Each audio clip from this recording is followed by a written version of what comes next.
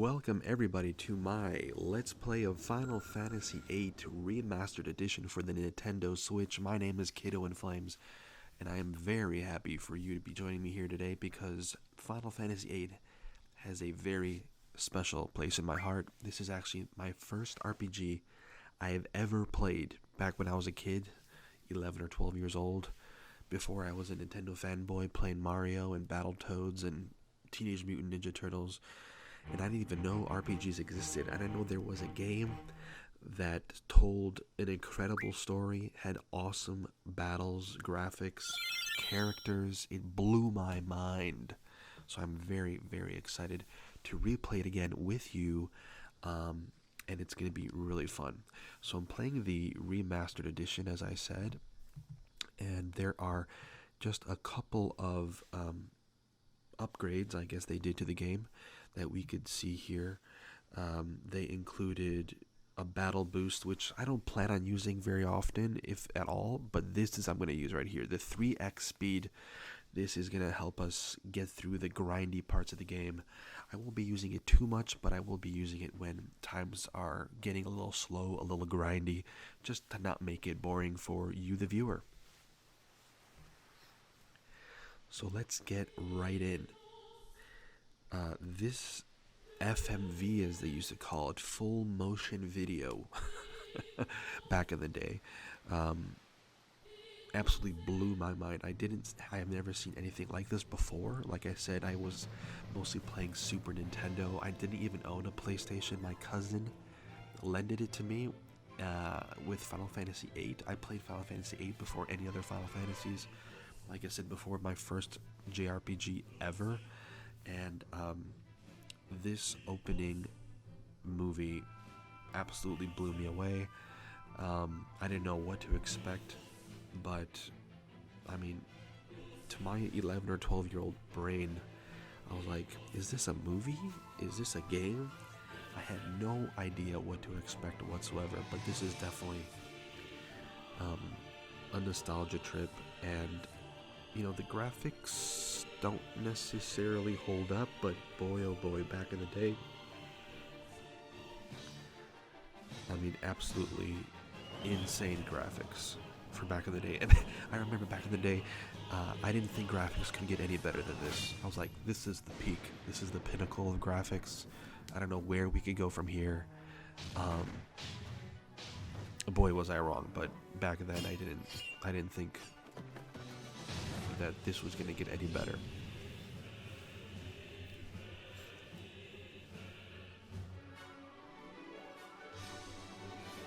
I'm really looking forward to playing this game. I haven't played it in probably over 15 years. So it's going to be, you know, a fairly new play for me. I do remember some important things in the game. I don't remember all the story points exactly, but I do remember some tips and tricks that I did back in the day that I'm going to be implementing in this game. I'm not going to be like min-maxing anything, but you know, I am going to play the best I can from what I remember, and I think we're going to have a lot of fun.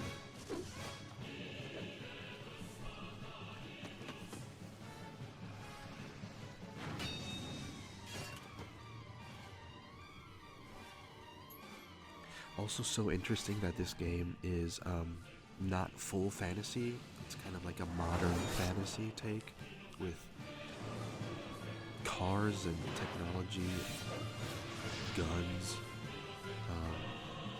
It does have magic. It does have swords.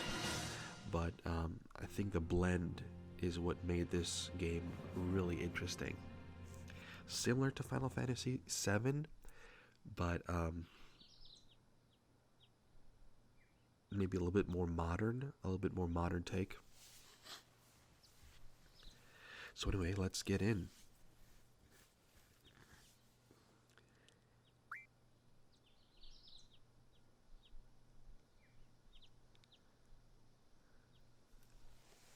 I'm just gonna keep his name Squall. I'm gonna keep it original here. Nothing too fancy or goofy for this playthrough. Hope you guys don't mind.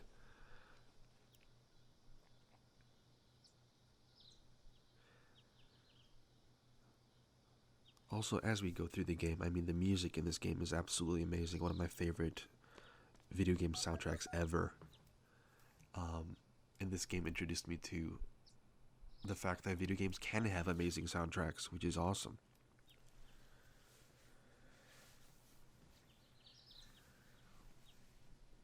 Ah, yes, the mysterious woman that you don't know exactly who she is till like almost endgame. Oh, I also remember how like this game just had FMVs, or these full motion graphic videos, just spruced throughout the whole game, and it was such a treat when you were given that kind of graphic movie.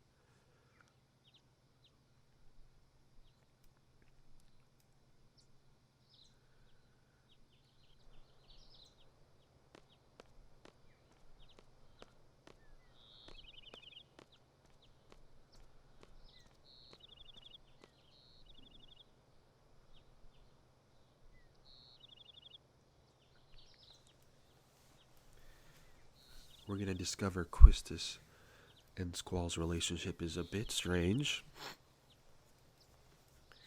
seeing how they're teacher and student, but that's not necessarily the way they act. Quistis is a bit flirty.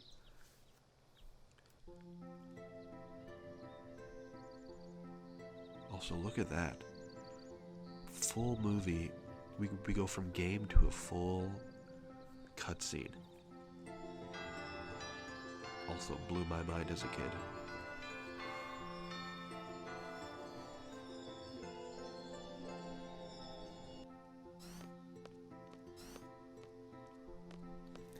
These background art assets too are just so good in this game. A really great improvement from Final Fantasy VII. Final Fantasy VII had also great background art, but they really bumped it up in this game.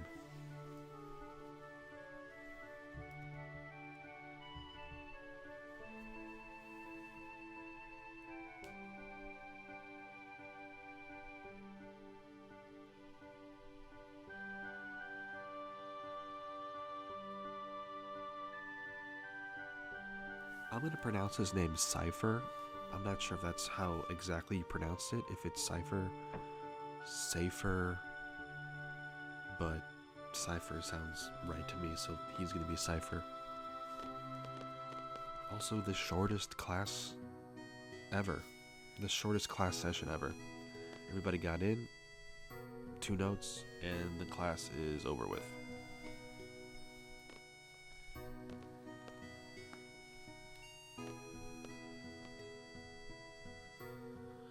Yes, still not full-fledged seed members yet.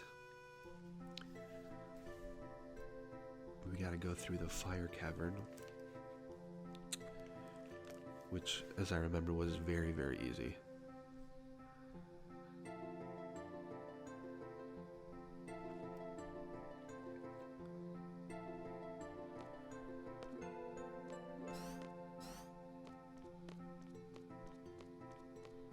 Sorry, just playing around here with controls, and I'm going to be talking to a few NPCs here and there throughout the Let's Play just for some story background, but not every single one. I'm going to go to my desk here, because I remember when you went through this tutorial part, this is how you get your first 2 summons, also called Guardian Forces in this game. I don't remember if you don't go to your desk, if you don't get these summons until later. So we're just gonna do that right now. Make sure we're gonna get both of our summons here. Quetzalcoatl, an awesome summon.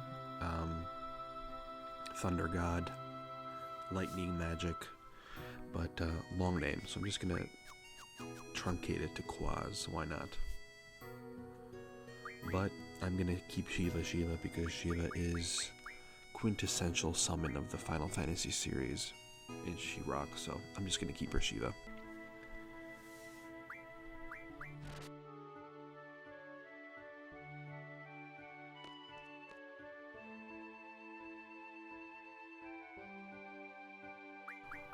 Alright, now, if I remember correctly here, I'm gonna need to,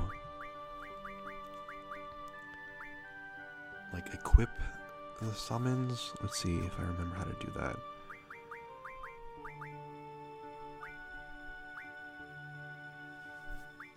Yeah, so Shiva does Spirit. I'll take Shiva for Squall. I'll keep Quetzalcoatl for Quistis, and then I'm gonna equip these abilities that you get once you junction a Guardian Force here, and we'll go. I remember the junctioning system to be very complex when I was a kid. I don't know if I really took advantage of it as much as I should have, but I definitely will this time around. And here's our very first meeting with Selfie, which is an interesting name in today's day and age. We'll find out that she'll be a party member in the near future.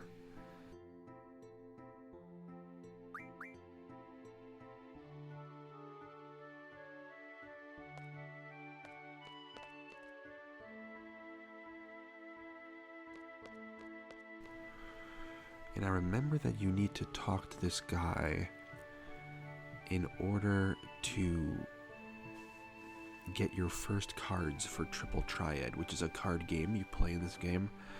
I was very bad at it when I was a kid, and I'm probably still very bad at it. But I'm going to do some research and see if I could learn how to play the game properly, because it behooves you to play it properly. You get to get some really sweet cards, which then you could transform into rare material, which you then need to get your ultimate weapons for endgame, so it's very important. I don't know how much card gameplay I'll be showing in this Let's Play, but if I'm good, I'll show you. If I suck, maybe I'll just skip over it for your guys' sake.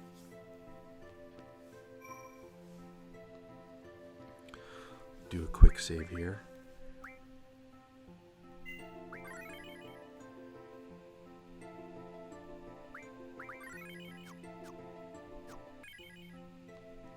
And we'll be on our way. Really cool locale with this kind of college campus type place called Balamb Garden. I really like it. We're going to explore a lot more of it later on, but definitely a cool concept. And man, look at that. Squall looks good in this HD remastered version, huh? They really did a good job in upgrading the character design and the character models. I think really that was one of the bigger things that they upgraded in this game were all the main characters and the summons and the boss characters, their character design. So looking forward to seeing more of that.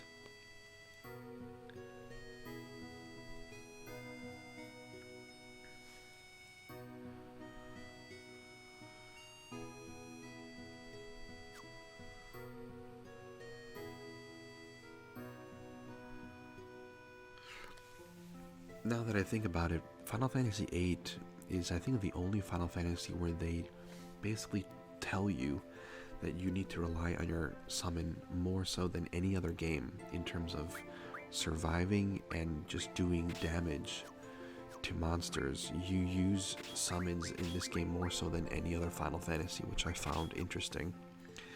And which you may find later on, as I did, quite annoying, because you do use them a lot, and their attack sequences can be quite long.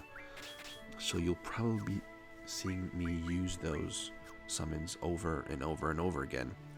But I'll try to still make it entertaining, and I'll cut out some parts if it gets too repetitive for you guys. Alright, wow, the map not looking great. Definitely PlayStation 1 era graphics, very clunky and blocky. And here we go, our first battle ever. Let's do okay. Wow, our very first mob, and we are fighting a T-Rex. That's funny. But what are the chances? I don't think they're that high. That's actually really funny. Usually, you know, you start out with like fighting a bug or a bird. But nope, here we are. A gigantic freaking T-Rex. Alright, let's do it.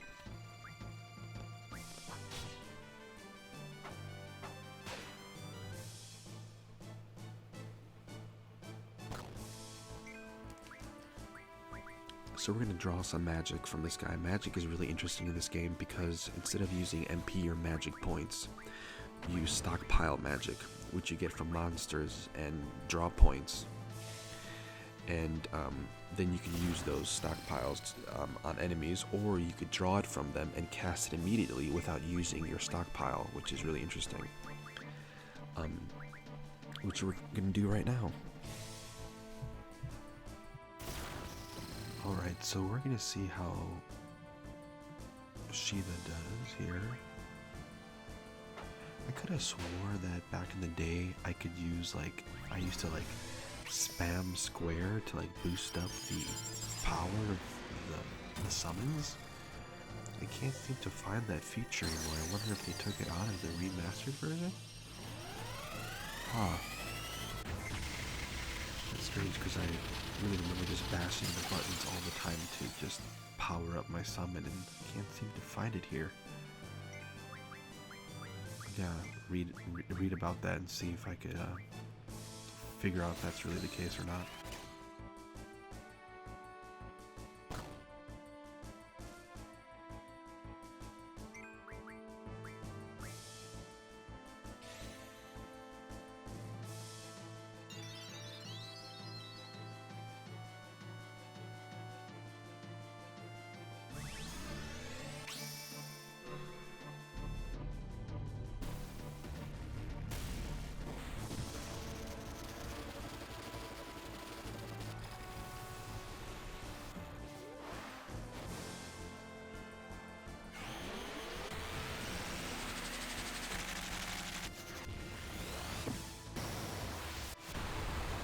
Yeah, this isn't working. It's going to take a while. So this actually took me 10 minutes to beat.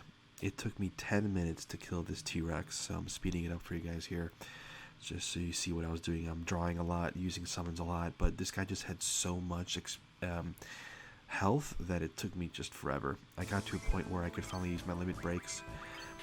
As you can see here, you use your limit breaks when your health goes into yellow, and that's usually when you're below, you know, 20% health. So I used Squalls, and I used Quistis. I guess her name could be Quistis too. I remember people calling her Quistis.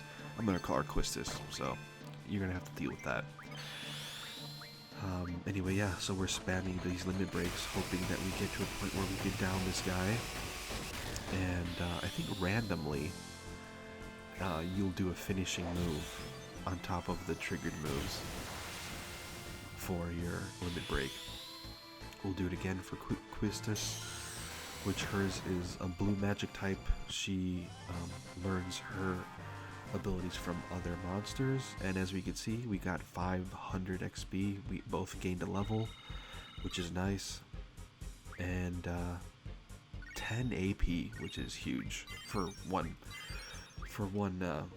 mob. Of course, that one mob did take me 10 minutes to beat, so I don't know if it was worth it, but there you go.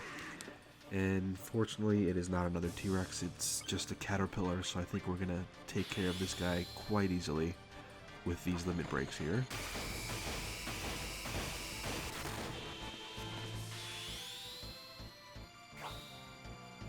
Let's see, do I one-shot him? Yep, one-shot him. So that's good.